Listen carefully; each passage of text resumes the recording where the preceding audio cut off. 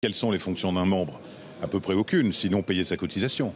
En revanche, quand on est président d'honneur et qu'on se voit confirmer de la façon la plus claire par la justice que l'on est bien président d'honneur du mouvement que l'on a fondé, au point que la justice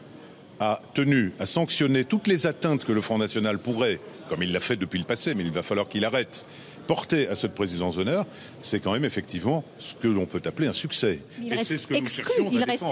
Mais ça n'a pas d'importance qu'il soit exclu, puisque ce qu'il faut comprendre une fois pour toutes, c'est qu'il y a la question de la carte d'adhérent, dont je vous dis simplement qu'elle dépend d'un rapport de droit avec le mouvement par lequel on va payer un parti d'une cotisation et en échange de quoi on va recevoir une carte d'adhérent, ce qui donne le droit de participer à l'Assemblée générale des adhérents une fois par an. Et d'un autre côté, vous avez la présidence d'honneur qui, comme l'a toujours posé le droit français, s'agissant d'une fonction qui est indépendante du statut de membre,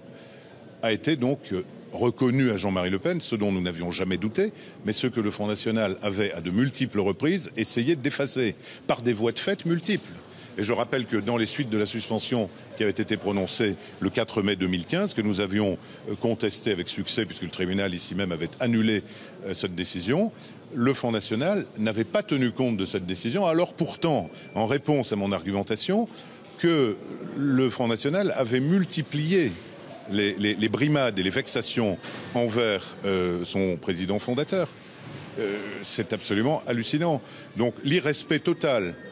qu'avait le Front National envers les décisions de justice auxquelles il est parti a été sanctionné, je crois, d'une façon extrêmement claire et sévère par le tribunal aujourd'hui.